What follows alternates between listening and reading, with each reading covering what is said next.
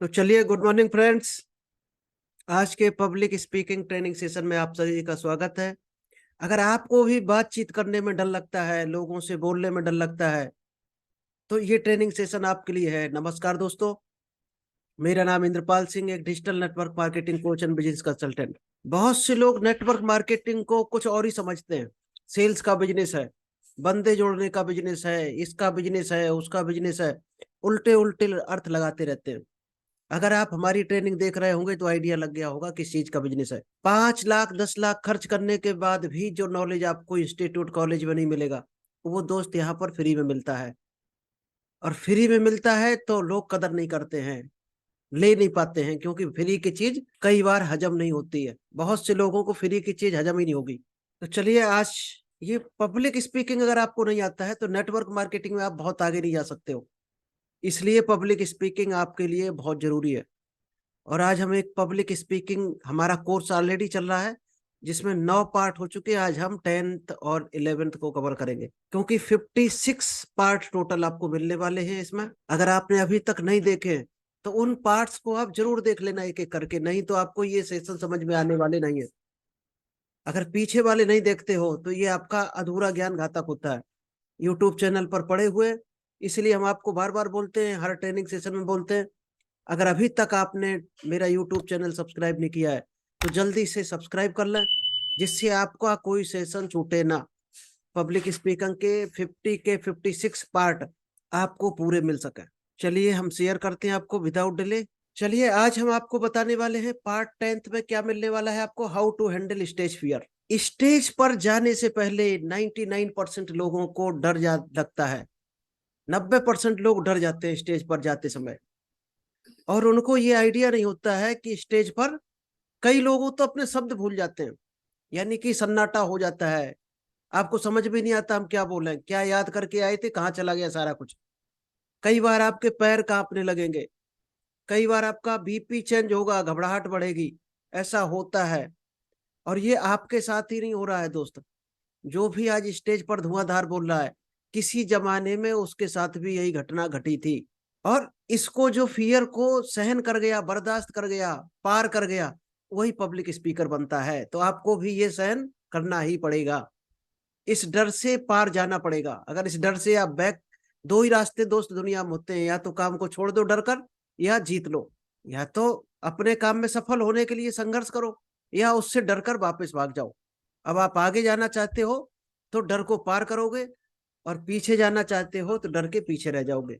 चलिए, तो public fear को कैसे दूर करेंगे, उसके कुछ हम 3 4 पॉइंट आपको बताते हैं। फियर को दूर करने के दोस्त जो डर है, सबसे पहला डर है stage fright. Who needs it's. सबसे पहला डर होता है दोस्त, स्टेज का होता है, कि उसको हम कैसे सहन करें, कैसे बर्दाश्त करें। तो उसकी कुछ हम टेक्निक आपको बताते हैं। पहली टेक्निक ये है कि डरना नहीं है, क्योंकि जो सुनने आया है दोस्त, उनको कुछ नहीं आता है और आपको आता है सब कुछ। ये मान के चलना है, क्योंकि आप तैयारी करके आए हो ना पूरा प्रेजेंटेशन की, तो आप 100% सक्सेस हो गए। तो क्या करना है इसके लिए, इस डर को दूर करने के लिए आपको क्या करना। बाई चांस आपको घबराहट हो रही है, पैर कांप रहे हैं, या आपको भूल गए अपना लेक्चर, आप तो स्टेज के पीछे जाओ और बढ़िया सा एक एक्सरसाइज करके आओ। इस तरह से तालियां बजा सकते हो, तेज से तालियां बजाओ, डांस करो, एक्सरसाइज करो। जैसे स्पीड में चलते हैं ना, इस तरह से चलो। क्योंकि ये जो एक्यूप्रेशर पॉइंट होते हैं, आप ये देखना ध्यान से, हमारा देख रहा हो आप, इस तरह से ये करना है, तालियां बजाओ, पैरों को आप जंप करना है। जैसे ही एक्यूप्रेशर आपके दबते हैं, तो आपके माइंड और बीपी ऑटोमेटिक चेंज हो जाएगा, ब्लड का सर्कुलेशन चेंज होता है, आपके माइंड से सारी नसें कनेक्ट होती हैं, आपका फियर ऑटोमेटिक दूर हो जाएगा, और आपके अंदर एक एनर्जी, ताजगी आ जाएगी। डांस करना है। ये काम स्टेज पर भी कर सकते हो ऑडियंस के बीच में। कई बार आपने देखा होगा स्टेज पे लोग खड़े होकर डांस करवाते हैं लोगों के बीच बीच में, तो क्या लोग भी एक्साइटेड हो जाते हैं, यानी उनका ध्यान आकर्षित हो जाता है, और आप भी रिचार्ज हो जाते हैं। यानी जब तक लोग डांस करेंगे, तब तक क्या करना है आपको, जितनी चीजें भूले हो याद कर सकते हो। ये टेक्निक होती है। कई बार लोगों को एक्सरसाइज कराते हैं लोग, 20 25 मिनट के बाद एक्सरसाइज कराते हैं, तालियां बजवाते हैं इस तरह से, हाँ, डांस करवाते हैं, थोड़ी इस तरह से एक्सरसाइज कराएंगे, देखा होगा आपने। अगर ये टेक्निक आप करते हो स्टेज पर, तो लोग भी इन्वॉल्व रहेंगे, उनका ध्यान आ जाएगा और आप भी रिचार्ज हो जाएंगे। और आप जो कुछ भूल गए हो स्टेज फियर की वजह से, वो सारा आप उस पीरियड में याद कर सकते हो, सारा कुछ आपको याद आ जाएगा। तो ये टेक्निक होती है, बारीकियां, इनसे आपका डर ऑटोमेटिक दूर हो जाएगा। और जब लोगों के साथ में आप डांस वांस करते हो तो घुल मिल जाते हो, आपको ये सारे लोग फैमिली मेंबर की तरह लगने लगते हैं। जब फैमिली मेंबर लगते हैं, आप घर में डरते हो किसी से क्या? अपने बच्चों से, मम्मी पापा से, वाइफ से डर लगता है? नहीं लगता किसी को। क्यों? क्योंकि वो लोग रोज अपने जैसे हैं, घरों में मिलते जुलते आप रोज। इसी तरह से अब आप थोड़े से हंसी मजाक कॉमेडी उनके साथ कर लोगे, डांस वांस, तो आप घुल मिल जाओगे उनमें। उनका भी डर निकल जाएगा, आपका भी निकल जाएगा।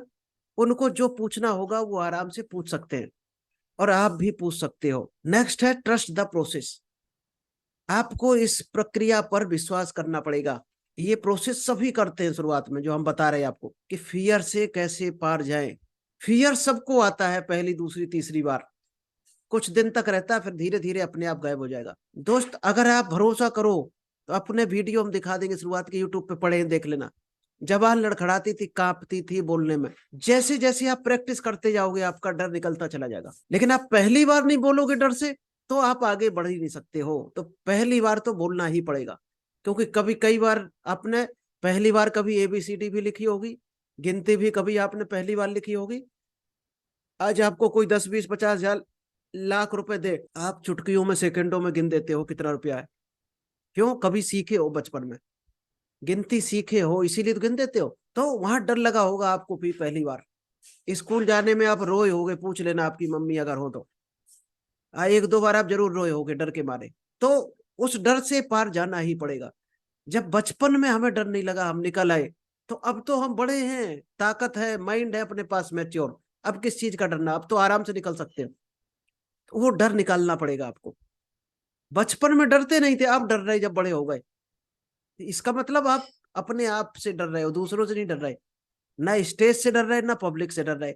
आप अपने आप से डर रहे हो, और अपने आप से डरते रहोगे तब तक आप स्टेज पर नहीं जा सकते हो। अपना डर निकालो पहले मन का, और पहुंच जाओ जहां मौका लगे। जूम पर ब्योला करो आप। हम तो कहते हैं डेली कोशिश करो, ये सबसे अच्छा प्लेटफॉर्म है। अगर आप जूम पर बोलना स्टार्ट करते हो किसी और की मीटिंग में, तो आपका डर निकल जाता है, एक दिन आप भी बोलने लगोगे, मीटिंग करने लगोगे। डायरेक्ट सेलिंग की यही एक सबसे अच्छी खासियत है। यहाँ धीरे धीरे लोगों को पहले बुलवाया जाता है, रिव्यू लिया जाता है। कोई 2 सेकंड बोलता है, कोई 1 मिनट बोलता है। इसके बाद वो प्रोडक्ट ट्रेनिंग करने लगते हैं, कोई प्लान की मीटिंग करने लगता है, फिर वो इंडिविजुअल हैंडल करने लगते हैं टीम को, क्योंकि उनका डर निकल चुका होता है। अगर यहाँ रहकर आप नहीं सीख पाए बोलना, तो आप शायद है 10 लाख खर्च करके कभी जिंदगी में नहीं सीख सकते हो। इसलिए फीडबैक इज कंपलसरी। अगर डर निकालना है तो लोगों से बीच बीच में पूछते रहो। इससे क्या होगा, जब तक सामने वाला बोलेगा तो आपको एक तो रेस्ट मिल जाएगा, क्योंकि आप कभी बोले नहीं हो, तो आपका फ्लो नहीं है उतना। सांस हो सकता फूलने लगे आपकी, कभी बोले नहीं तो सीधी सी बात है सांस फूलेगी। तो आप ऑडियंस से कुछ ना कुछ पूछते रहो बीच में, किसी से कोई क्वेश्चन दे दो, उससे जवाब लो सभी के, भाई आप बताओ इसका जवाब, आप बताओ। 10 लोगों के लोगे, तब तक आप रेस्ट कर लोगे उतनी देर में। तो ये भी एक बेहतर तरीका है स्टेज फियर को क्रॉस करने का। चलिए, आई होप आपको स्टेज फियर कैसे निकालना है समझ आ गया होगा। आप हेलो। बोलिएगा, आप बोलिएगा अभी तक जो आपने सेशन सीखे, 2 मिनट 4 मिनट जो भी सीखे सभी सेशन पे बोलो आप। अच्छा जी, अभी मैं 10th वाले पे बोल रहा हूँ।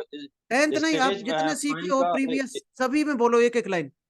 तो क्या है, आप भी जी। बोलना सीखते हो। स्टोर, एक मिनट। स्टोर फाइंड इसकी आवश्यकता है, हिलो और नाचो, प्रक्रिया पर भरोसा रखो, फीडबैक अनिवार्य है। चलिए, सही बोले आलोक जी, और कोशिश करो, क्योंकि पब्लिक स्पीकिंग अगर सीख रहे हैं आप और प्रैक्टिकल नहीं कर रहे तो जीरो हो जाएगा आपके लिए। धीरे धीरे बोलो, क्योंकि आपके क्या शुरुआत में गलतियां होंगी, होने तो कोई दिक्कत नहीं। ऐसा दुनिया में कोई नहीं अभी है जो कम बिना लोग हैं तो गलतियों के सुधर बोलना जाएगी। सीख गया हो। और धीरे धीरे परफेक्शन आ जाएगा आप में, गलतियां कम होती चली जाएंगी, एक दिन गलतियां एक भी नहीं होंगी, और आप परफेक्ट बोलोगे। चलिए ठीक है आलोक जी, थैंक यू, इतना ही रखते हैं, शाम को करेंगे आज, हैं।